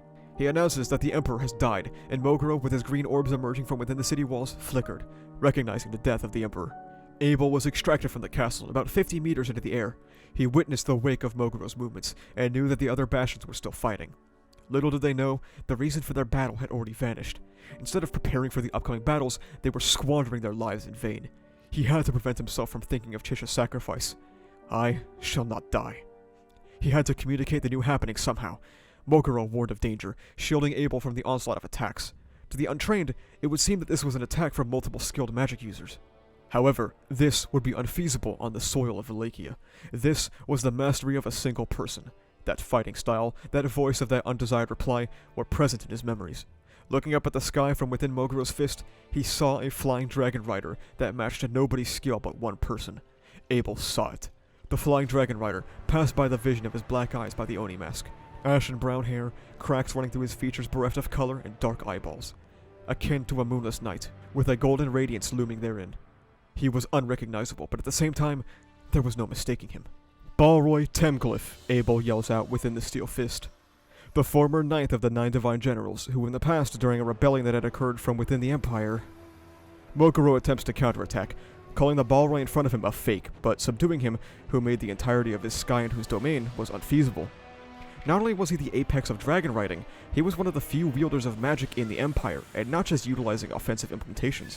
By shrouding winds around the dragon he steered, he actualized a maneuver that other flying dragon riders could not, increasing its speed and softening the impacts it took. Moguro would utilize the street below it to form a cannonball of debris. However, there was one weak spot in the rain of shrapnel, something Abel correctly diagnosed as a trap. Balroy flew into the weak point, and Moguro prepared a fist that would be strong enough to drill into the earth. Balroy calls to carry on, and an explosion powerful enough to part the clouds takes place. Balroy made it out entirely unharmed, as Moguro's arm went flying away. The one who had done so was none other than Mazoria.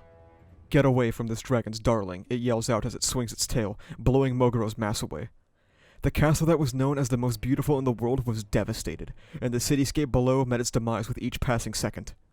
Abel was forced to look at another sound of destruction, as Moguro's cleaved arm struck a reservoir, blowing it to pieces and causing a stream of mud to flow through the capital. Guiding the residents and its soldiers to refuge as soon as possible was... A feeling of floating assailed Abel's body. He was not thrown, but Moguro's arm had been crunched by the dragon. He slowly fell, looking around for salvation. His eyes were drawn to the throne room. He had been one to say, "Worry not for the dead," yet he too drunk from the same poison. He did not know whether he had found a way to break through the deadlock or not, even within that sole second, but that he had not squandered that 1 second was proof of Abel's unrelenting spirit. The indelible scar engraved upon his soul for all of perpetuity. As he plummets, he lands on a pile of cloth. Raising his face to see who saved him, Ubil stands before him. Well, the time for the commandment has arrived. Are you His Excellency, or perhaps His Excellency? Either way, the great disaster has come around. Won't you fight against it with me? Spreading his arms, both his demeanor and voice were joyful and far too out of place. With the battle between the Titan Moguro and the Cloud Dragon causing the demolition of the city to his back, the man, Ubil, smiled. The boom of the walls breaking reverberated throughout the palace as Burstets entered the throne room, finding Chisha's corpse on the floor. Considering what we have done, this could be said to be quite the merciful end, he mutters. Though for my discussion with the Stargazer, it seems you had your eyes on something different than me. Though a clear act of treachery, Burstets had no intention of condemning it. In order to gain that which one desired, they must exhaust all of their strength in an attempted pursuit. Such was the Empire's essence. Neither Burstets nor Chisha possessed the fighting strength needed to abide by the Empire's mantra, but they were alike in the sense that they both compensated for what they lacked with their ingenuity. The new form of the Empire constructed by Vincent Arakiya had also recognized and certified that as a form of strength. The great disaster and the ruin it brings. Just what is it that I am unaware of in this Empire, he wonders. A voice cuts in. My, has nobody informed you? In that case, shall I fill you in? His cheeks stiffened upon suddenly hearing that voice. He slowly turned his gaze back. Sitting on the throne where the Emperor ought to be sat, someone looked down on him. To think you would yet live. You are quite tenacious, Burstets. Say, who won the Imperial selection? Vincent or Priscilla? Lamia Godwin leisurely crossed her legs atop the throne. Garfield would rely on the teachings from the man he despises. Roswell presented him with the information he needed, like how there is a shuriken coated with poison approaching him, and even if dodged, it will explode. What is the right move? Garfield stomped on the ground as he howled, protecting the both of them as a shield. As Roswell had predicted, he could not parry with his gauntlets. His fangs creaked as he yelled out, "Who's next?" Roswell would lightly tap his shoulder before stating, "I am." He would use the blades in his hands to knock away a kunai thrown at him. Seeing a shadow flashing above his head, Garfield launched a fist in its direction, bereft of hesitation. His punch was met with a kick, stopping Olbart's attack on Roswell. Olbart leapt towards the back, and Garfield was about to step forward, but a shuriken swooped in from the side as he stopped his forward momentum. Roswell smirked at his sudden development. Even without a hint, he managed to anticipate the surprise attack. Olbart yells at them that they have a stronger lineup than they do, and Roswell shrugs. You want your opponent to get heated. In addition, hasn't the number of provocation attempts increased? You are getting quite irritated. Olbart laughed, provoked, teased, not because he could afford to, but because he wanted his opponents to believe that he had room to. This is the end of your boyhood, Roswell told Garfield. He liked that expression. From this point onward, Garfield would continue forward as someone who had matured. Olbart twists his neck, lamenting the status of being young. Old men have no room to grow, but these young people can reach enlightenment on a dime. The old man's light-hearted words contained genuine hostility. Yes, hostility. He was finally considering Garfield an enemy. Suddenly, Olbart lets out a dumb-sounding voice. A small figure ran across the battlefield, a small boy, yelling about withdrawing in the middle. He chased a huge being as it flapped its wings. Olbart, however, has no idea why he is so small. Standing on one leg, he ponders. Well, Chesha, you've taken my color, haven't you? His eyes were filled with surprise and suspicion, before they were filled with anger. An emotional change that lasted less than 10 seconds. Roswell thrust the tip of his blade at him, mocking him for being unaware of the situation. The strike grazes Olbart's left shoulder as his figure melts into the ground, and Garfield knows what to do. He used his divine protection to try and track him, but every single hair on his body stood up. Roswell raised a questioning voice. Garfield was open, yet the monstrous old man would not exploit it. Olbart's presence had disappeared entirely. What is this feeling? It's strange, disgusting even. It's like the winds of Ahia corrupt the water. Garfield could feel the horrifying screams of the vast earth. He yells at Roswell to fly right now and let everyone know. All of Arakiya has turned into enemies. Burstets would normally keep his eyes closed and narrow, but now they had opened just enough to allow one to ascertain the gray coloration of his pupils. Lamia repeats her question, and he informs her that Vincent had ascended to the throne 9 years ago. She notices that he is dead just before her, and Burstet shifts the convo to why she is here. She does not have the qualification to sit atop the throne. Once upon a time, he would have been delighted to witness Lamia upon this very throne. In his chest, there was a boiling of unbearable hatred and anger. Informing her to make a wise decision, she responds by saying that he has fallen sick. No matter how much he loves this nation, it will never repay him. The ring on his finger glinted. A meteor, a mark of being the Prime Minister. A fireball shot out. The flame, however, was bisected diagonally. Rising from the throne, Lamia held in her hand a glowing treasured sword of crimson, the Yang Sword of Arakiya. She swung its purifying flames towards Burstets. Something, however, flew directly into her. A battle axe was thrown. Traitorous retainer! I was against keeping someone like you as Prime Minister the whole time! Burstets was grabbed by the collar, as Gaz Ralphon stood before him. Do not underestimate us officers and soldiers. The disaster will be crushed by our efforts. He asks Gaz if he is aware of the disaster, and he knows some of it, but more importantly, he knows how it starts. Turning his head, Gaz notices the corpse of Vincent. He crumpled to his knees, clinging to the body on the floor. Burstets attempts to calm him down, telling him that is none other than Chisha Gold. But before they can get their thoughts in order, Lamia speaks out again. I have not been treated like this in all my life and in my death. She stood up and slowly tilted her head as the right half of her body reconnected to the left half, which had been shattered like pottery. Gauze is confused. Had His Excellency kept her alive? But Burstets denies that. He has no attachment to such sentiments. Given her appearance, Lamia is the problem. Gauze asks the undead woman to give herself up, but she refuses. She will not have her freedom taken away right after awakening again. He steps towards her, and it happened. Lamia's golden eyes flickered and the situation changed. As shadows dwelling in the self-same pitch-dark goldenness arose around her one after another, she raises her yang sword to the heavens.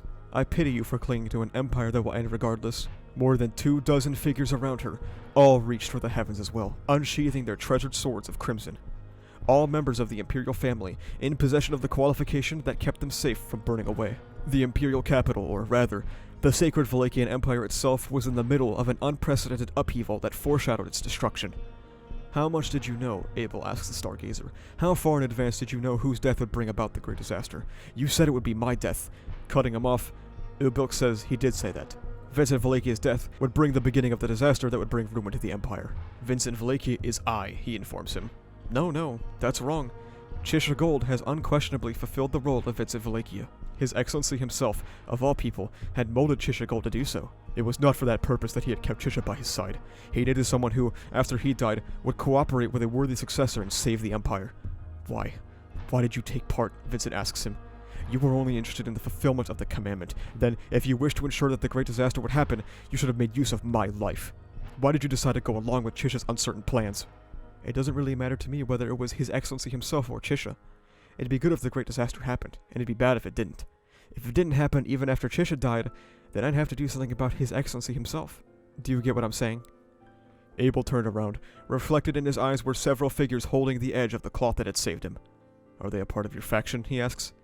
There aren't enough to call them a faction, as Ubil spins around to show off the 10 people following him, presumably other stargazers. Ubil cocked his chin to point at the sky as the ground was shaken by a loud impact, and a part of Moguro hit the ground. The Witch of the Kingdom, the Night Weeping of the City-States, the collapse of the Holy Kingdom, and the great disaster of the Empire.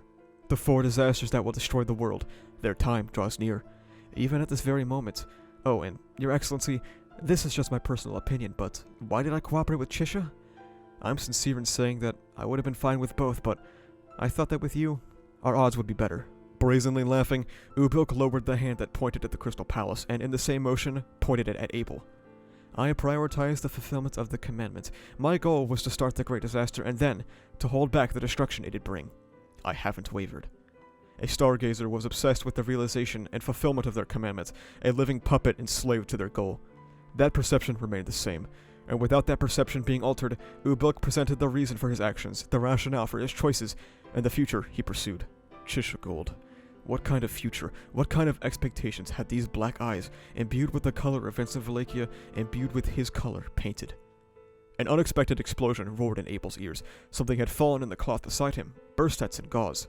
Cilus also shows up, saying his opponent was replaced by a big golem. The entire group immediately notices that the strongest in the Empire, for some reason, had become a child. Then Obart made his appearance right there and then. He is frustrated by how fast the boy is, and doesn't like it when other people steal his skills. Had this too been brought about by Chisha? He once replied he would not lay down his life for Vincent. Certainly, it had not been for Abel's sake. It had not been a play on words of the sort, for that which Chisha had laid down his life for was... Grinding his molars together, Vincent lifted his face. Heed my words. The great disaster is nigh. From here on, you shall abide by my command. Upon his proclamation, each and all of those in their self-centered doings observed him. He reached for the Oni mask upon himself, seizing its cheek. His visage had been covered with an object by Chisha in the latter's final moments. Now, removing it, Abel bared his real face, and finally, I am your Emperor, Vincent Valachia, the apex of the sword wolves of the Empire. Al's sword and Todd's axe collided. One's senses had been growing duller, and feelings of dread welled up from within their bones due to their life being threatened. They never thought of themselves as mentally fragile. Compared to other children their age, they had been blessed with superior courage, surviving scenes of carnage. Even amidst that fierce battle, a gaze would be directed towards them. His gaze was the biggest factor that increased Petra's feelings of suffocation. Otto struggled to breathe, having taken the brunt of the blast from the magic stone used to escape. That was why she could not afford to be weak on the battlefield. Medium and Al worked together to battle Todd. Petra was disappointed with him as a reinforcement, wishing Garfield or Amelia were here instead. Without a doubt, Todd was weak compared to them. Like Todd, Al also possessed not-so-outstanding strength. In this battle, they felt like nothing but bugs. Todd calls Al a pain in the ass as he manages to parry the barrage of blows from his axe. Petra was not at all at ease, letting out yelps as they fought. She was not confident that he could survive. He had barely made it out 5 times, and she was unsure of a 6th, yet Todd's opinion of him was slightly different. Todd takes a step back, raising one of his hands and waving it towards Al and Medium. Immediately after, a fireball rushed towards them, incinerating the sky. The fireball missed, causing a swell of flames in the grass around them. The flames were meant to consume their surroundings, trapping them. Todd tilted his head. I don't like this. Al raised a brief, huh, in response. After all this, what are you saying? Cherish what you got, your resources. How hard do you think plants gotta work to make oxygen so that humans can take a deep breath and it'll be alright? Todd, however, ignores him. I should have killed you 6 times so far, but I haven't been able to kill you even once. Even when I've pushed you into spots you shouldn't be able to dodge out of. It's disgusting. Not knowing the limits of Al's strength, Todd was quite confused. It was disgusting to agree with him, but Petra had the same doubts about Al. He looked like he was going to die, but he still did not. He did not give off the feeling that he was hiding his capabilities.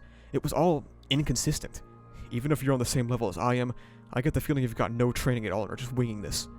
That guy is probably more my class, Todd says, unexpectedly pulling Otto into the discussion. This is taking too long, he adds. He snapped his fingers and 10 small fireballs were scattered in all directions at an unreadable speed, igniting the trees. Al pulls Medium out of the flames, only to look back and see Todd is gone. He scanned the tree line with his sword up against his own neck, looking for Todd. His body supported by Petra, Otto placed some strength into the hand of his that was placed on the former's, squeezing it. That grip was taken as an instruction. He thanks her, shifting in place and falling onto his back, narrowly avoiding a thrown axe. Todd widened his eyes ever so slightly as Petra cast Jewald. One of them seared Todd's right eye, as Medium leapt off of Al's back like a springboard, swinging the sword directly into his head. Todd met that blade with his head, using hidden armor under his bandana. The bandana, stained with blood, fell from his head, revealing a gash on his forehead. Bleeding profusely, he glared towards Otto and Petra, the look in his eyes asking how he was detected. Even though Otto was lying on the ground, he still taunted him. I will not tell you. I am not your parent, nor am I your brother. Todd clicked his tongue, and wiped the blood from his forehead and disappeared amidst the flames. Al informs Petra that he ain't coming back. He's at a disadvantage, and confidently shouts out, "It's our win." Petra's heart was lightened a little by Al and Medium's victory cry. Rem quickly moved through the mansion after Gaz's escape, finding Katya and asking her to come out of her room. She is afraid of the bellowing voice she heard from Gaz, and Rem assures her that he has left already. There are no guards left to detain us. Please, at least open the door. As soon as Katya cracks it open, Rem rushes in and starts pushing her chair. Katya pleads with Rem. She has someone to wait for, and Katya sees the titanic fight taking place outside. It's not safe here after all. Rem nods in agreement, saying they should hurry. Rem rushes to the room of Flop, who immediately opens the door, and she introduces him to Katya. Flop asks her about the other prisoners, and Rem says that she simply hadn't thought of them. She doesn't know if they are friends or allies, so she doesn't want to bother. Katya surprisingly interjects. What if we found the key and placed it where they can retrieve it themselves? Is that strange? Flop nodded in satisfaction, and before opening the door, he told them to wait, putting his finger to his lips. In the courtyard of the Bursted's mansion, figures other than soldiers stood there, looking sickly pale, cracks running across their skin. Zombies occupied the mansion. Rem noticed that they seemed like they were empty. Flop notes that they were creatures that aren't human that have taken human form. As they pondered, they heard the screams of the guards Gaz have left unconscious from his escape. If only she put them in some room, Rem thinks. Their arbitrary demise would have been avoided. She had not done everything possible. Katya quietly yells to snap out of it. If you get depressed, it won't just be those 3 who die. I don't want anything like that. Rem and Flop decide to form a common enemy with the imprisoned crown princes. Their primary issue is Katya's wheelchair, which makes far too much noise. Her gaze flickered left and right, and she told them, "Just leave me. I can wait." She will shut herself in and be quiet. Rem confirms. She will unlock the detached building and return, and the 2 exchange a firm promise as Rem and Flop exit the room. The undead wandered through the mansion, and Flop speculated if they are looking for something. 3 undead were advancing towards the prisoners. Flop says he can distract them, if Rem can do them in. He approaches, saying he is a peddler, and much to our surprise, the zombies respond. Who the hell are you? He offers to change his attitude, but the undead say that everyone in the Empire is going to die. Rem did not hesitate, piercing the back of one of them. She would continue to swing with reckless abandon, and Flop tells her, "It's okay, you've done them in." She came to her senses, finally seeing Flop before her. Rem, looking at their bodies, lets out a puzzled noise. They were not traditional corpses, but shattered like pottery or glass. For Rem, taking the life of a living creature was something abhorrent that ought to be avoided as much as possible. She realized she had held a shameful expectation. She had wished to protect her mind from the doubt of whether the enemies she had vanquished were defined as living beings or not. Suddenly, beneath her feet, the enemies wriggled unnaturally. They began to regenerate, the pieces fusing together. Rem and Flop both frozen in place as she put her strength into her legs, hoping to at least shield his life. However, the unrest in her mind caused her knees to stay rigid, and she could not actualize it. She could not do it. She could not raise her sword. El Minya. Purple crystals scored a direct hit on the undead, having their bodies turn into a purple crystal itself. Kept you waiting, Rem. The real star has stepped onto the stage. And thus, a boy of black hair with nasty-looking eyes, holding up a little girl in a dress in his arms, turned to Rem, closed one eye, and flashed a toothy smile at her. "Who are you?" she asks. There was a loud, violent knock on the door, which caused Katya to feel a chill run down her spine. She clutched her hair and prayed frantically. She thinks of Rem and Flop, then Jamal. "I'm just an imperfect and helpless person, one who doesn't deserve to be loved by anyone." That is when the movement stopped, and a voice came through the door. "The micro-spirit I scared into doing that was my last one," he says. Behind the door stood a man, kicking the burnt and charred corpse of a zombie. "Kept you waiting, Katya. Let's get out of here."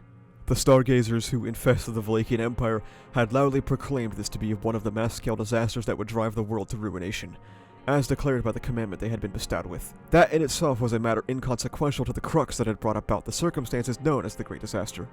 The important thing was that this disaster induced the ruin of the Empire's soil, and at its terminus, the wish would be fulfilled.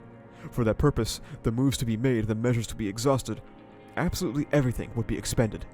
Dying and bringing death, killing and being killed, through some means, amassed on the vast lands of Arakiya were mountains of corpses. Having formally exerted her power in the kingdom, bringing forth the end of many lives, she was the final witch. Born as a vessel for the abominable greed, she was an incomplete receptacle that had been unable to fully receive that soul, a being who was ostracized and nearly killed, in place of being blessed by nobody, congratulated herself. If the entirety of Valakia's spilled blood was the foundation of the plan, all that remains is to carry the plan out to the end. Deliberation required. With that, the bearer of the great disaster, the symbol of ruin, congratulated herself, very, very quietly. Hoisting a staff bearing a glowing orb, the witch stepped forth without hesitation, followed by those who were resurrected from the vast lands of blood. The Queen of the Undead began her march. The Queen of the Undead, the great disaster known as Sphinx, proceeded. And that's it. Arc 7 is done. 8 videos and I think an absurd 7+ hours of content. What did I think of it, you may be wondering? It was good. Not even close to the series killer that some people described Arc 7 as to me before I started it. I usually have an entire arc review at the end of these videos, but Arc 7 is 8 entire books long and is basically continuing into Arc 8, so I'm going to make a separate Arc 7 review video. Until then, I'm going to go ahead and talk about some questions I have and then some speculations. First of all, where was Aldebaran? He was largely unaccounted for some time before engaging in battle with Todd. Considering Al's actions in Arc 5, and considering the Commandment and my prior speculation back during the Phase 5 video that he could be the ally of the Great Disaster, the future of Al is something we should be watching over. Secondly, now that there are zombies, we can speculate as to who will get revived. My first immediate thought, to nobody's surprise, is Stride Zombie. Now think of it. Their original personalities seem to be somewhat intact as well as their powers, so perhaps Stride could be resurrected for the capabilities of Sphinx's side having a Stargazer. Could be quite useful, especially if there are factions of observers. Sphinx may have gotten Balroy because he is very strong, but I wonder if she would get Miles as well. Currently, however, the people resurrected are limited to Valakiya, so it's possible Miles is still in the ground. If that is the case, then Stride is also forever dead. If, however, we extend our resurrection range to the entire world, the first few dead characters I can think of come from Battle Ballad. Are the shinobi that Stride had targets for revival? Could Roswell J be resurrected? I'm not sure how that would work, considering Roswell kind of transfers his soul between bodies. Since Carrion got revived alongside Balroy, could we even see Valgren come back? Let's also revive Kurgan again because it would be funny. Maybe we could also get Hornet. There are a lot of things going into Arc 8 that make me insanely excited for it. Todd and Jamal are currently in the same area, and they definitely have a brewing plotline underneath, not to mention Katya as well. Subaru and Todd are about to be in the same place, which of course will make for some Kino content. Flop and Vincent will likely be coming to a head soon over the revelations of the death of Balroy, and Vincent and Subaru are going to have lengthy discussions to come when they finally reunite for the first time in 4 phases. There's the Rem and Ram reunion, and of course Al and Ram being in the same region could lead into some cool shit. And we can finally close Arc 7 for now. I wrote this entire thing about predictions for the political sections of ReZero, but I decided to make that its own video. Check that out if you haven't already. Do note it has Arc 8 spoilers, as at the time of recording I have already been caught up. I'm just going through the backlog of scripts and script notes at this point. I will see all of you in Arc 8 Phase 1. Thank you so much for watching. If you like this video, please remember to like, comment, and subscribe for the funny YouTube algorithm. You can also become a YouTube member, which gives you access to behind-the-scenes content, a badge on comments and livestream chats, as well as the use of emotes and videos before their actual release. You can also check the description for socials like Twitter, where I'm objectively correct all the time, and Discord, where we talk about ReZero, My Hero Academia, Jujutsu Kaisen, and stuff like that. That's about it though. Thank you for watching. See ya.